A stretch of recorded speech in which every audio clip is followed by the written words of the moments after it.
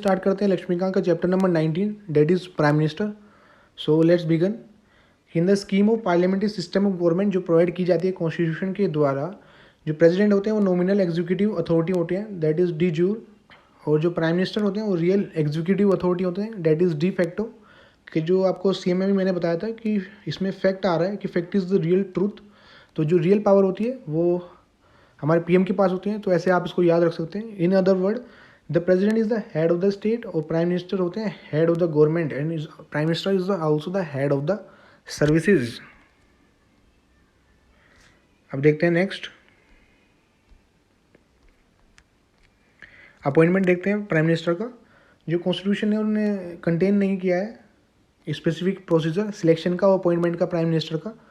तो आर्टिकल 74 कहता है कि ओनली जो प्राइम मिनिस्टर है shall be appointed by the president. However जो ये डिसीजन है ये इम्प्लाई नहीं करता कि जो प्रेसिडेंट है वो फ्री है किसी को भी as a prime minister appoint करने के लिए. बट इन अकॉर्डिंग जो कन्वेंशंस है पार्लियामेंट्री सिस्टम ऑफ गवर्नमेंट का, प्रेसिडेंट अपॉइंट करते हैं जो लीडर होता है मेजोरिटी पार्टी का लोकसभा का एज अ पीएम. बट अगर कोई भी पार्टी क्लियर मेजोरिटी शो नहीं करती लोकसभा के अंदर, तो उसमें जो प्रेसिडेंट है अपना पर्सनल डिस्क्रिप्शन लगाते हैं सिलेक्शन और अपॉइंटमेंट ऑफ द पीएम में. और इस सच केसेस में जो प्रेसिडेंट होते हैं usually appoint the leader of the largest party या कोएलिशन लोकसभा के अंदर एज अ पीएम.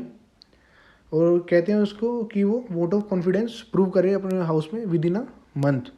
और ये डिसीजन जो है डिस्क्रिशन वो एक्सरसाइज किया गया था प्रेसिडेंट ने फर्स्ट टाइम 1979 में, व्हेन जो नीलम रेड्डी है the then president appoint the Charan Singh coalition जो गवर्नमेंट थी as the PM after the fall of Janata government headed by Morarji Desai. और जो नेक्स्ट में पैराग्राफ में देख लेते हैं कि देयर इज ओनली वन और मोर सिचुएशन जो प्रेसिडेंट है वो एक्सरसाइज कर सकते हैं अपना individual judgement in the selection और अपॉइंटमेंट में प्राइम मिनिस्टर के. और वो है कि जब प्राइम मिनिस्टर ऑफिस में उनकी डेथ हो जाती है, सडनली डाइज, और उनका कोई भी सक्सेसर ऑब्वियसली नहीं होता. तो in what happen when Indira Gandhi was assassinated in 1984. तो दो देन प्रेसिडेंट थे जेल सिंह, उन्होंने अपॉइंट किया था राजीव गांधी को as the prime minister by ignoring the president of appointing a caretaker PM. Later on जो कांग्रेस पार्लियामेंट्री पार्टी थी उसने इलेक्ट कर दिया जो राजीव गांधी जी को as a its leader. However if on the death of an incumbent prime minister जो ruling party elect कर देती है एक नया लीडर, तो प्रेसिडेंट के पास कोई भी चॉइस नहीं बचती कि उसको ही उन्हें as a prime minister appoint करना पड़ेगा. और 1980 में जो दिल्ली हाई कोर्ट है उसने हेल्प किया था कि जो कॉन्स्टिट्यूशन डज नॉट रिक्वायर कि that a person must prove his majority in the Lok Sabha before he is appointed as a PM. कि पीएम के अपॉइंटमेंट से पहले उसे कोई ज़रूरत नहीं है अपनी मेजोरिटी प्रूव करने के लिए, लेकिन उसके पीएम अपॉइंट होने के बाद उसको प्रूव करनी पड़ती है. तो प्रेसिडेंट पहले मैं फर्स्ट अपॉइंट ही मैं द प्राइम मिनिस्टर, तब उसको बोलता है to ask to prove his majority in the Lok Sabha within a reasonable period. और इसका एग्जांपल है चरण सिंह, वीपी सिंह, चंद्रशेखर और पीवी नरसिम्हा राव. एग्जाम्पल आप देख सकते हैं वाजपेयी जी 1998 में were appointed as a prime minister in this way. और 1997 के अंदर जो सुप्रीम कोर्ट हेल्ड करती है कि a person who is not a member of either of the parliament वो भी अपॉइंट किया जा सकता है एज अ प्राइम मिनिस्टर 6 महीने के लिए. और उस विद इन 6 महीने उसे मेंबर बनना है either of the parliament, either by election और by nomination, otherwise he ceases to be the prime minister. Constitution के हिसाब से देखें कि जो प्राइम मिनिस्टर है may be member of any other house of the parliament. For example जो 3 PM है इंदिरा गांधी, देवी गौड़ा और मनमोहन सिंह, वो राज्यसभा के मेंबर थे. ब्रिटेन में ऑन द अदर हैंड जो प्राइम मिनिस्टर है वो मेंबर होना चाहिए लोअर हाउस का. तो ये इंपॉर्टेंट हो जाता है डिफरेंस कि हमारे इंडिया में जो PM can be member of either house of the parliament, but in Britain the PM should definitely be a member of lower house, that is House of Common. अब और तो टर्म और salary देख लेते हैं PM की.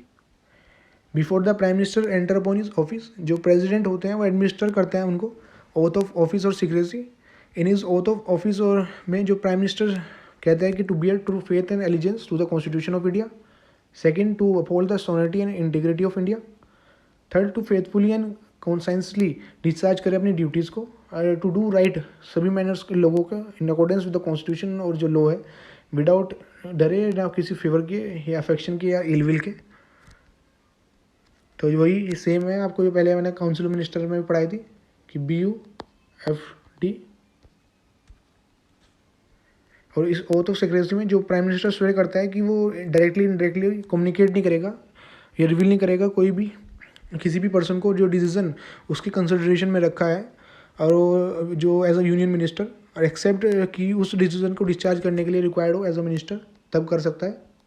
और इन जो टर्म है PM की फिक्स नहीं की गई कॉन्स्टिट्यूशन में, वो होल्ड करता है ऑफिस विद द प्रेसिडेंट की।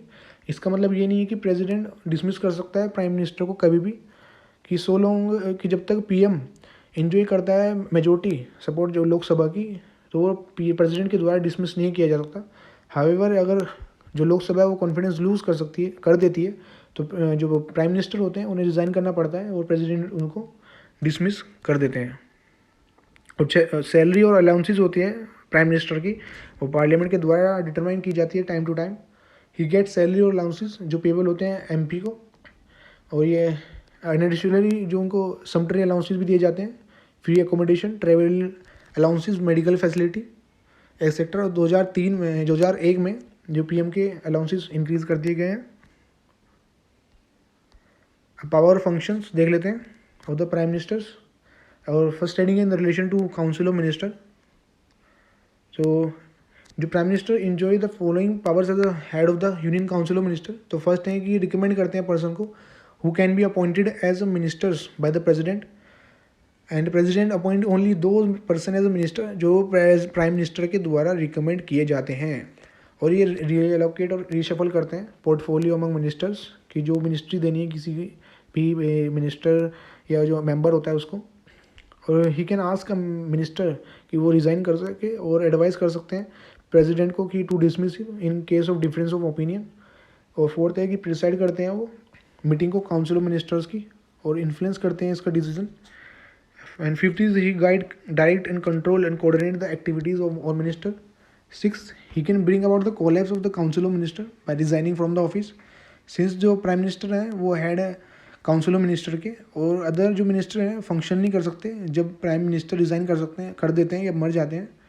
और दूसरे वर्ड्स में कहें, जो रेजिग्नेशन और डेथ है किसी भी इनकम्बेंट प्राइम मिनिस्टर की, वो ऑटोमेटिकली डिसॉल्व कर देती है काउंसिल ऑफ मिनिस्टर को, देयर बाय एक वैक्यूम जनरेट कर देता है। और दूसरी तरफ देखें कि जो रेजिग्नेशन या डेथ है किसी भी मिनिस्टर की, अदर हैंड वो एक मेरली एक वैकेंसी क्रिएट करती है जो prime minister may either or may not fill or likely to fill.